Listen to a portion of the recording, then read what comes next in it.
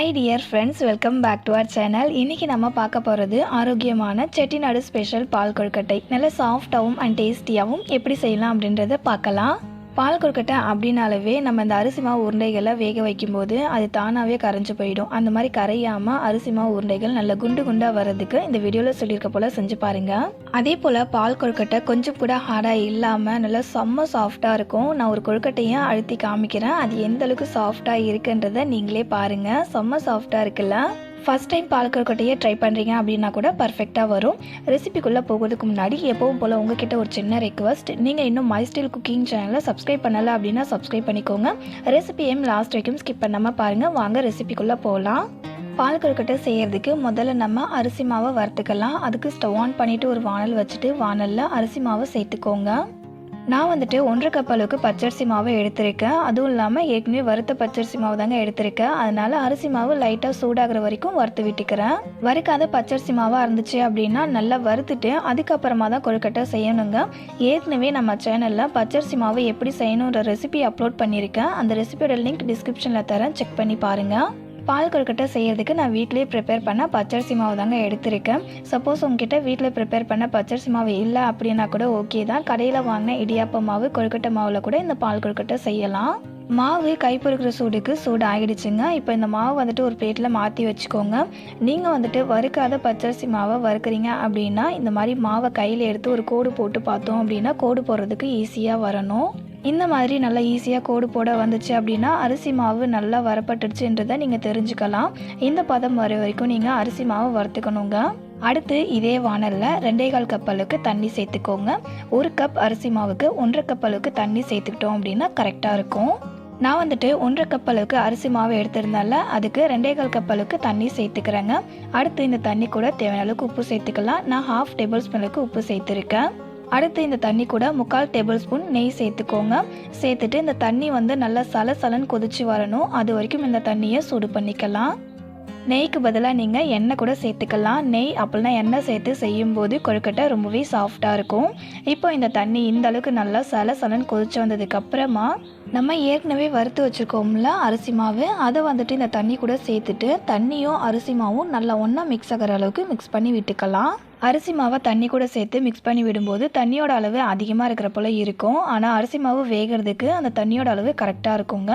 அரிசி மாவை கலந்து விடும்போது அரிசி மாவு கட்டிப்படாமல் இருக்கணும் அப்படின்ற அவசியம் இல்லை. நம்ம லாஸ்ட்டாக அரிசி மாவை பிசையும் போது அந்த கட்டிகள் எதுவுமே இருக்காது. பால் கொழுக்கட்டையை இந்த மெத்தடில் ஒரு முறை செஞ்சு பாருங்கள். 100% அந்த கொழுக்கட்டை கரைஞ்சிடாமல் நல்ல குண்டு குண்டாக சாஃப்டாக இருக்கும்.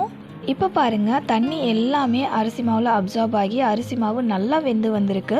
இப்போ ஸ்டவ் ஆஃப் பண்ணிவிட்டு இந்த அரிசி மாவை மூடி ஒரு 15 நிமிஷத்துக்கு அப்படியே விட்டுடுங்க. அடுத்து ஒரு மிக்ஸி கப் எடுத்துக்கோங்க. அதில் ஒரு மீடியம் சைஸ் தேங்காவில் பாதி தேங்காவை மட்டும் இந்த மாதிரி சின்ன சின்ன பீஸாக கட் பண்ணி மிக்ஸி கப்பில் சேர்த்துக்கலாம். தேங்காவை அரைக்கிறதுக்காக இதில் ஒரு 1/2 கப் அளவுக்கு தண்ணி சேர்த்துட்டு தேங்காவை இந்த மாதிரி நல்லா ஃபைனாக அரைச்சிக்கோங்க. இப்போ இதுலேருந்து தேங்காய் பாலை நம்ம ஃபில்டர் பண்ணிக்கலாம். அதுக்கு ஒரு பவுலில் ஒரு ஜூஸ் ஃபில்டர் வச்சுட்டு ஜூஸ் ஃபில்டரில் நம்ம அரைச்சோம்ல தேங்காய் பேஸ்ட் அதை சேர்த்துக்கோங்க. சேர்த்துட்டு இந்த மாதிரி தேங்காய் சக்கையில் இருக்கிற அந்த தேங்காய் பாலை மட்டும் புழிஞ்சு எடுத்துக்கோங்க. இந்த தேங்காய் சக்கையில் ஃபஸ்ட்டு தேங்காய் பால் மட்டும்தான் நம்ம எடுத்திருக்கோம். அதனால் இந்த தேங்காய் சக்கையை தூக்கி போட்டுடாமல் இதில் சட்னி செஞ்சுக்கலாம். அப்படி இல்லைனா டெசிகேட்டட் கோகோனட் பவுடர் ரெடி பண்ணிக்கலாம்.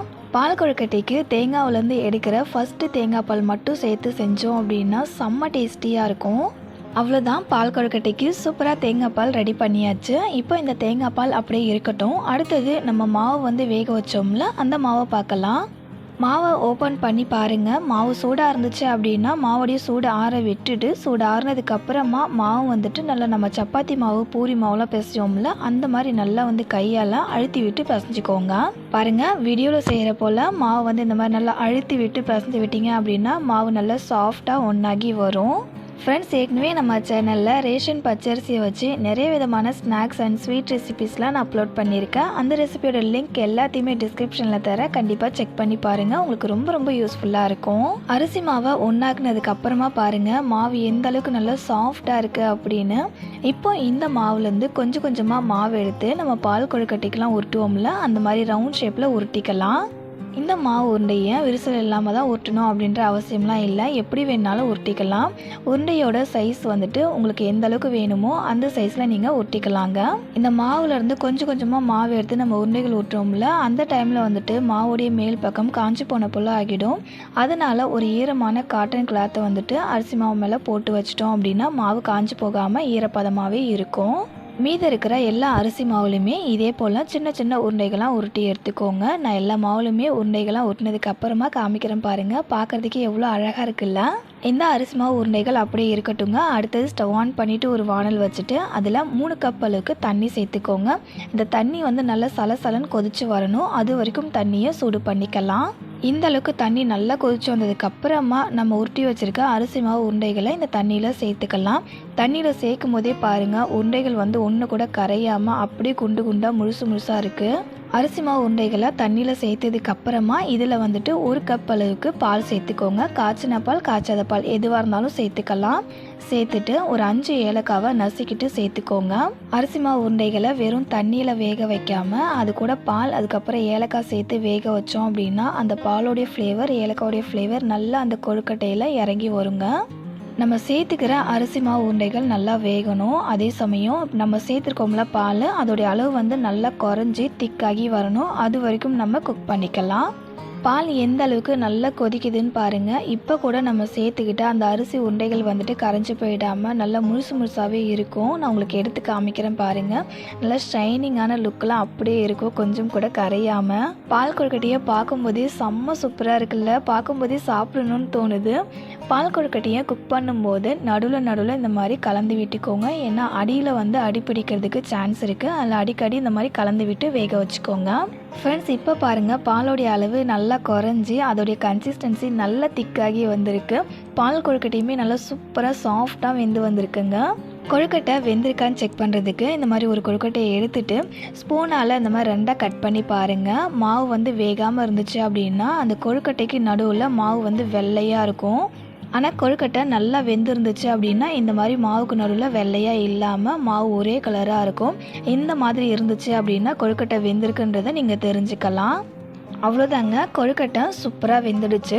பாலோடைய கன்சிஸ்டன்சி எந்த அளவுக்கு திக்காக இருக்குன்றதை நான் காமிக்கிறேன் பாருங்கள். கரண்டியில் எடுக்கும்போதே உங்களுக்கு தெரியும் நல்லா வந்து திக்காக இருக்குது. பாலோடைய கன்சிஸ்டன்சி இந்த அளவுக்கு இருந்துச்சு அப்படின்னா தான் சூடு ஆறுனதுக்கு அப்புறமா நம்ம சாப்பிட்றதுக்கு ரொம்பவே நல்லாயிருக்கும். பால் கொழுக்கட்டை நல்லா வெந்து வந்ததுக்கு அப்புறமா ஸ்டவ் ஆஃப் பண்ணிவிட்டு நம்ம ஏற்கனவே ரெடி பண்ணி வச்சுருக்கோம்ல தேங்காய் பால், அந்த தேங்காய் பாலில் பால் கொழுக்கட்டை கூட சேர்த்துக்கலாம். சேர்த்துட்டு நல்லா கலந்து விட்டுக்கோங்க. பால் கொழுக்கட்டையில் நீங்கள் வெள்ளை சக்கரை சேர்க்க போகிறீங்க அப்படின்னா தேங்காய் பால் சேர்க்கறதுக்கு முன்னாடியே ஒரு 3/4 கப் அளவுக்கு வெள்ளை சக்கரை சேர்த்துட்டு பாலில் நல்லா கலந்து வந்ததுக்கு அப்புறமா அது கூட தேங்காய் பால் சேர்த்துட்டு நீங்கள் அப்படியே சர்வ் பண்ணிக்கலாம்.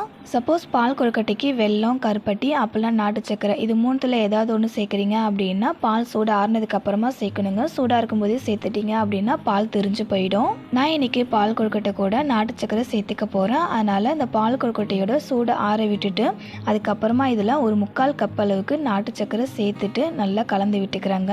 பால் கொழுக்கட்டையில் வெல்லம், கருப்பட்டி அதுக்கப்புறம் வெள்ளை சக்கரைலாம் சேர்த்து செய்கிறத விடவே இந்த நாட்டு சக்கரை சேர்த்து செய்யும்போது டேஸ்ட் எக்ஸ்ட்ராவே ரொம்பவே சூப்பராக இருந்துச்சு. கண்டிப்பாக ட்ரை பண்ணி பாருங்கள்.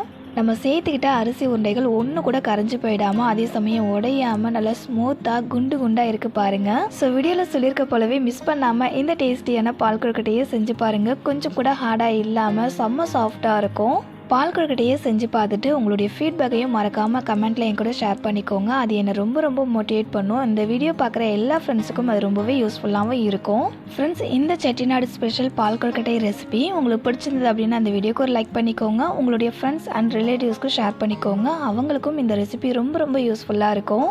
இந்த டேஸ்டியான அண்ட் சாஃப்டான பால் கொழுக்கட்டை ரெசிபியை செஞ்சு உங்கள் ஃபேமிலியோட சாப்பிட்டு என்ஜாய் பண்ணுங்கள் ஃப்ரெண்ட்ஸ். இதே போல் ஒரு சூப்பரான அண்ட் டேஸ்டியான ஹெல்த்தியான ரெசிபியோட நெக்ஸ்ட் ஒரு வீடியோவில் மீட் பண்ணலாம் ஃப்ரெண்ட்ஸ். தேங்க்ஸ் ஃபார் வாட்சிங்.